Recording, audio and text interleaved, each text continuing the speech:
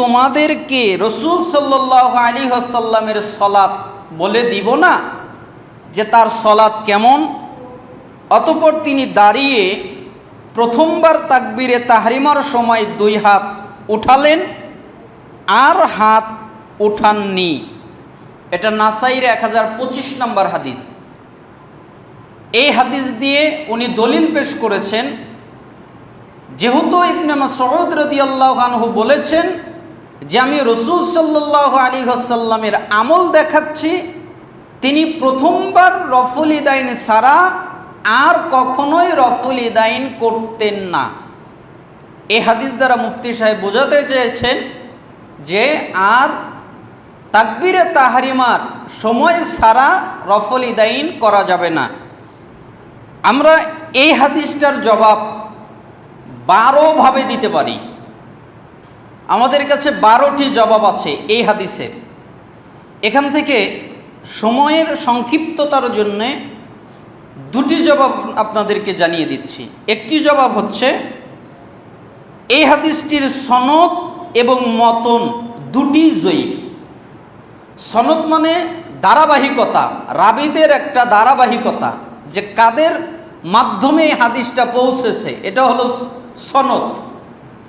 আর হাদিসের মূল অংশ রাসূল সাল্লাল্লাহু আলাইহি সাল্লাম বলেছেন এর পর থেকে যেই অংশ, অথবা ইবনে মাসউদ বললেন এর পরের থেকে যেই অংশ, ওইটাকে বলা হয় মতন। তাহলে এই হাদিসটা মতনগতভাবেও জয়ীফ এবং সনদগতভাবেও জয়ীফ। কিভাবে দেখতে পারেন, সুনানে তিরমিজি 256 নম্বর হাদিসে শাইখুল ইসলাম আব্দুল্লাহ ইবনুল মুবারক, ওনার মৃত্যু 181 হিজরিতে, আজ থেকে কত বছর আগে।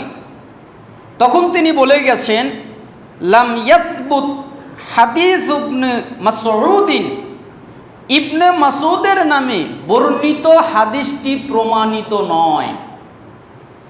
এমনকি ইমাম শাফি রাহিমাহুল্লাহ, ওনার মৃত্যু 204 হিজরিতে, উনি বলেছেন যে রফুল ইদাইন না করার হাদিসগুলোকে উনি প্রত্যাখ্যান করেছেন, যেটা কিতাবুল 7 নম্বর খণ্ডের 201 পৃষ্ঠায় এসেছে। ইমাম আহমদ ইবনে হাম্বল রাহিমাহুল্লাহ, ওনার মৃত্যু 241 হিজরিতে, উনি এই বর্ণনার উপরে বিরূপ মন্তব্য করেছেন, যেটা জুজু রফুল ইদাইন হাদিস নাম্বার 32 এসেছে। আবু হাতেম আর রাজি, ওনার মৃত্যু 277 হিজরিতে, উনি বলেছেন এটি একটা ভুল।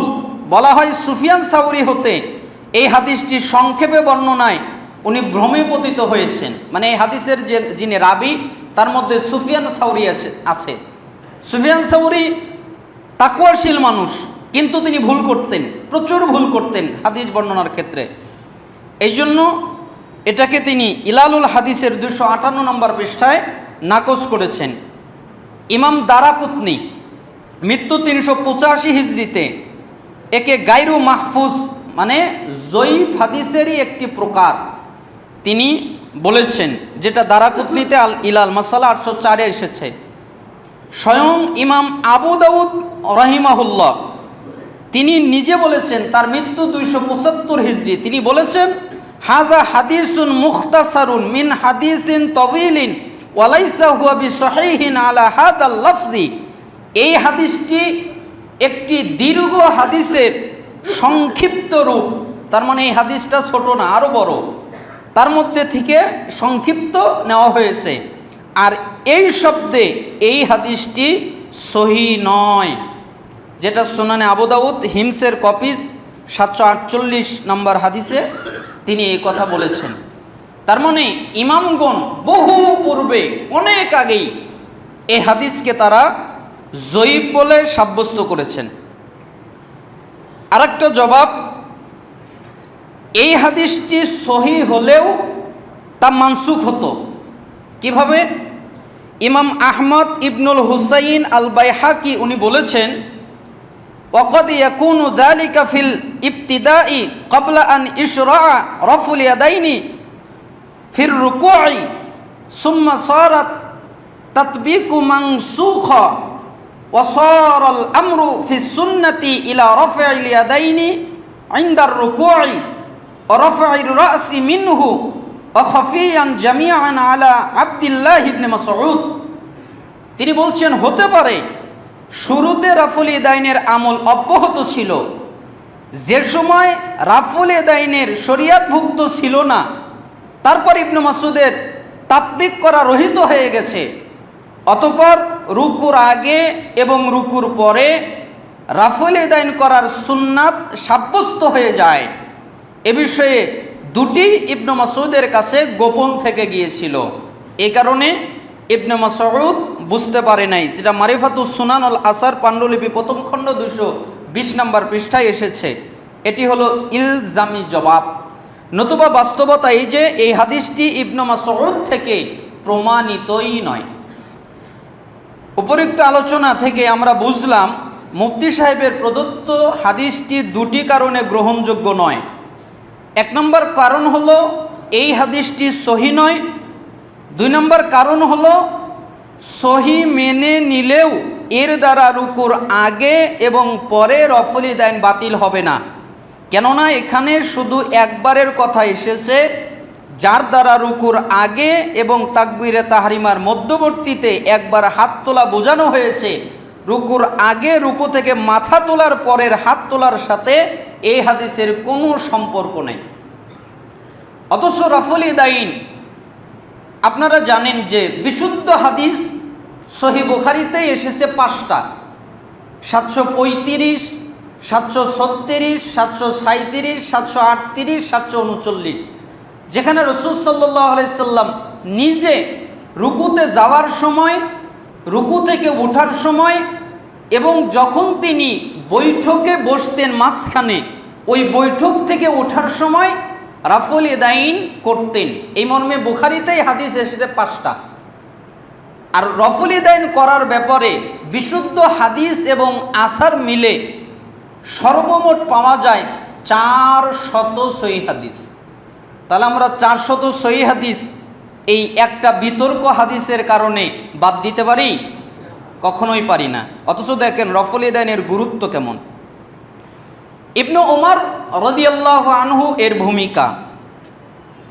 নাফে রাদিয়াল্লাহু আনহু বলেন, নিশ্চয়ই ইবনে ওমর রাদিয়াল্লাহু আনহু যখন কোনো ব্যক্তিকে দেখতেন যে সে রুকুতে যাওয়ার সময় এবং রুকু থেকে ওঠার সময় রাফুল ইয়াদাইন করছে না, তখন তিনি একটা পাথর নিতেন আর পাথর নিয়ে তার উপরে ছুঁড়ে মারতেন। কেন? সে রাফুল ইয়াদাইন কেন করছে না, এই কারণে পাথর দিয়ে তার উপরে ছুঁড়ে মারতেন, পাথর দিয়ে ঢিল ছুটতেন। যদি রহিতই হয়ে যেত রাসূলের সময়, তাহলে ইবনে ওমর রাদিয়াল্লাহু আনহু তিনি এই কাজ কেমনে করতেন? কারণ রহিত এটা হয়নি, সাহাবীরা আমল করতেন। যেটা আমরা ইমাম বুখারী রাফুল ইয়াদাইনের 14 নম্বর হাদিসে পাবো, পৃষ্ঠা 15-তে পাবো, সনদ সহিহ। এমনকি উকবা বিন আমির রাদিয়াল্লাহু আনহুর দাবি, তিনি দাবি করছেন, যেটা আমরা বাইহাকি মারিফাতুস সুনান 839 নম্বর হাদিসে পাবো এবং আলবানী রাহিমাহুল্লাহর সিফাতুস সালাতুন নবী সাল্লাল্লাহু আলাইহি সাল্লাম এই বইয়ের 129 নম্বর হাদিসে পাবো যে রাসূল সাল্লাল্লাহু আলাইহি ওয়াসাল্লামের সাহাবী উকবা ইবনে আমির আল জুহানী রাদিয়াল্লাহু আনহু বলেন, যখন মুসল্লি রুকুতে যাওয়ার সময় এবং রুকু থেকে ওঠার সময় রাফুল ইয়াদাইন করবে, তখন তার জন্য প্রত্যেক রাফুল ইয়াদাইন করার কারণে 10টা নেকি তাকে দান করা হবে। তার মানে সে যতবার রাফুল ইয়াদাইন করবে, একবার রাফুল ইয়াদাইন করার কারণে 10টা নেকি পাবে। শেখ নাসিরউদ্দিন আলবানী রাহিমাহুল্লাহ এই হাদিসটি পেশ করার পর উনি বললেন, এই কথার সাক্ষী হাদিসে কুৎসিতে আছে, কারণ রাসূল সাল্লাল্লাহু আলাইহি ওয়াসাল্লাম আল্লাহ থেকে বর্ণনা করেছেন যে আল্লাহ তাআলা বলেছেন, যে ব্যক্তি একটা নেকির কাজ করার ইচ্ছা পোষণ করবে অতঃপর তা করে ফেলবে, আল্লাহ তাআলা তার জন্য 10 থেকে 700 গুণ পর্যন্ত নেকি দান করবেন। এই জন্য আলবানী রাহিমাহুল্লাহ তিনি বলতেন যে রাফুল ইয়াদাইন করার কারণে তার 10টা নেকি হবে, আবার এটার কারণে তার নেকি বাড়তেও পারে, 700 গুণ পর্যন্ত যেতে পারে। ইমাম বুখারীর উস্তাদ আলী ইবনুল মাদিনী, ওনার জন্ম হলো 161 হিজরিতে আর মৃত্যু হলো 234 হিজরিতে। উনি বলেন, ইবনে উমর রাদিয়াল্লাহু আনহুর বর্ণিত এই হাদিস সম্পর্কে বলতে গিয়ে উনি বলেন যে এই হাদিস আমার নিকটে সমগ্র উম্মতের জন্য দলিল স্বরূপ। প্রত্যেকে যে এই হাদিস শুনবে তার উপরেই আমল করা ওয়াজিব হয়ে যাবে, কারণ এই হাদিসের